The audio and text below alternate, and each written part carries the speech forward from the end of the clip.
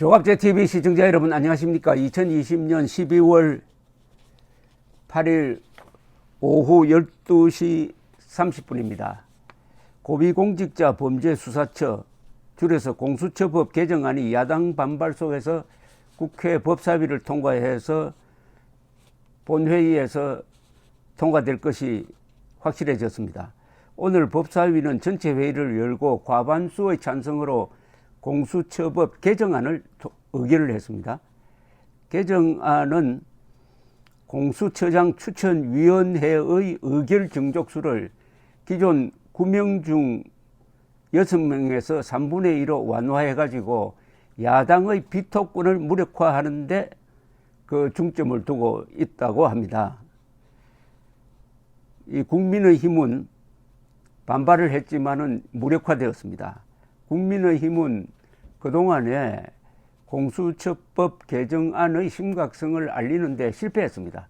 국민 여론의 지지가 없으니까 또 국회 안에서 폭력을 행사할 수 없도록 그 법이 강화되어 있으므로 그냥 형식적으로 피켓 들고 소리 지르다가 끝났습니다.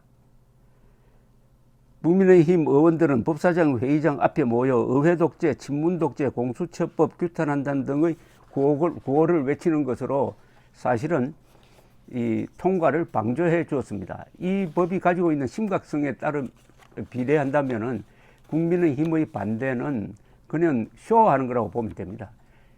이 공수처는 쉽게 말하면은 히틀러의 게슈타프, 소련의 KGB, 김정은의 국가보위부에 해당하는 이게 권력의 하수인이고, 그리고 한 나라의 권력기관을 장악하고 있는 검찰, 경찰, 판사, 장성들까지도 수사 그리고 기소할 수 있도록 한 완전히 헌법 위에 존재하는 괴물을 하나 만들었습니다. 무엇보다도 헌법 위반의 길을 걸어가고 있는데, 헌법 위반도 이것은 중대한 위반입니다. 헌법에 이런 수사기관을 만들 수 있는 근거가 없습니다. 헌법에는 검찰총장이 기소와 수사의 최종 권한자라고 못 박혀 있고, 그러니까 국무회의 의결을 거쳐서 검찰총장을 임명을 하는데, 이 공수처장은 그 검찰총장 위에서 노는 사람이 되고 말았습니다. 검찰총장이 아니라 검찰총장, 그리고 합참의장, 국방장관 등등 모든 공무원들을 감시하는 기구를 하나 지금 만들어 놓았습니다. 헌법 위반이라는데 제일 큰 문제가 있습니다. 이 정도의 헌법 위반을 한다면은 국가기구의 권력 구조를 바꾸는 거니까 국헌문란입니다. 헌법에 근거하지 않고 이런, 어떻게 보면 정부 위에 또 다른 정부를 하나 만들었다고 할까요? 더 확실하게 이야기하면 국가 안에 또 다른 국가를 만드는 거, 이거는 국헌문란이고 국가 반역이고 민주주의 파괴고 법치문란에 해당될 테니까 여기에 관여한 사람들을 형사처벌 하는데 법리가 모자랄 리가 없습니다. 헌법재판소가 왜 빨리 이런 이 사안에 대한 판단을 자꾸 미루고 있는지 모르겠습니다. 물론 헌법재판소의 구성이 좌파 일색으로 되어 있다는 걸 알지만은 그래도 이것을 합헌이라고 하기에는 아마 헌법재판소 판사들, 재판관들의 양심이 찔릴 겁니다. 그러니까 미루고 있다고 봐야 되겠죠. 이 문제의 심각성을 그래도 잘 요약한 사람이 석동현 변호사입니다. 야당에 의해서 공수처장 후보로 추천되었다가 어제 오늘부로 공수처장 후보를 사퇴합니다라는 글을 올렸습니다. 이걸 제가 소개를 해드리겠습니다. 때가 된 것 같습니다. 대통령이 공수처법 개정을 강행하도록 고를 불렀으니 공수처장 후보들은 용도가 끝났다고 보여지므로 이 시점에서 저는 괴물기관 공수처의 처장 후보를 사퇴하고자 합니다. 애당초 추천위원의 추천을, 야당 측 추천위원의 추천을 받은 저가 처장이 될 수 있겠습니까? 저 같은 사람을 처장 앉히려고 정권과 여당이 공수처를 만든 것이 아님을 제가 왜 모르겠습니까? 작년 이맘때 민주당이 공수처법 일방 통과시킬 때 공수처를 정치 중립적 기관으로 운영하겠다는 상징으로 야당 교섭단체에 공수처장 추천 거부권을 주었다고 분지르르하게 포장했지만 그것은 구실이고 허울일 뿐 전혀 진위가 아니었던 것은 국민 여러분도 이제 다 아시게 됐지 않습니까? 그런데 괴물로 보면서도 제가 왜 공수처장 후보 추천을 수락했느냐면은 어차피 정권과 여당이 공수처 출범을 물어붙인다고 할 때 저나 다른 후보들 중 누군가 공수처장이 된다면 그런 공수처의 본질과 모순을 한 번 더 고민이라도 하면서 괴물적 요소와 부작용을 최소화해야 한다고 봤기 때문입니다. 제가 공수처를 괴물로 본 이유는 두 가지입니다. 첫째, 괴력 때문입니다. 검찰을 수사권과 기소권을 가진 무소불위 권력기관이라고 비난하고 개혁을 한다면서 공수처에 수사권, 영장 청구권도 포함되겠지요. 수사권과 기소권을 다 가지게 했습니다. 더구나 공수처가 그 수사권과 기소권을 채찍으로 사용할 수 있는 주 대상은 정권의 마음에 안 드는 고위공직자, 주로 검사와 판사들일 겁니다. 채찍을 들 공수처 검사들은 정착된 검찰에서 훈련과 경험을 쌓은 검사들이 아니고 지식보다는 이념에 충만된 코드 변호사들로 대부분 채워질 겁니다. 그들을 누가 견제할 수 있겠습니까? 둘째, 법적 성격의 기이함 때문입니다.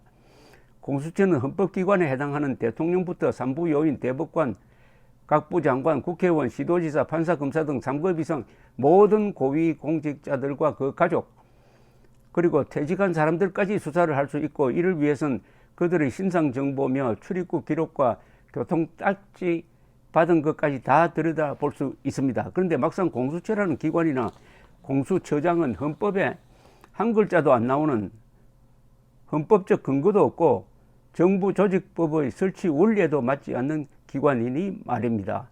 그렇다면 이게 유령기관이라는 겁니다. 괴물일 뿐만 아니라 유령입니다. 그러니까 괴물이겠네요. 여야 논의도 없이 급히 만드느라 그런 점은 생각조차 못한 거지요. 끝으로 상식적인 의문 한 가지만 제기하고 후보 사퇴의 변을 마치려 합니다. 공수처법 문안대로라면 공수처는 대통령부터 모든 3급 이상 고위공직자를 시민단체의 고발장 하나로 수사하고 정보도 뒤져볼 수가 있습니다. 그렇다면 현 정권의 장관, 기타 고위직, 여당 의원과 정치인들, 여당 소속 시도지사들 입장에서는 1차적으로 현직인 자기들이 공수처의 수사 대상, 정보 감시 대상이 될 것이므로 당연히 겁도 좀 나고 껄끄럽고 부담스러워야 자연스럽습니다. 그런데도 왜 여당은 자신들을 촘촘히 감시할 슈퍼 조직을 하루라도 빨리 만들자고 이 난리일까요? 단지 전직 검찰총장 한 사람 잡아들이자고 공수처 만드는 것이 아닐 텐데 말입니다.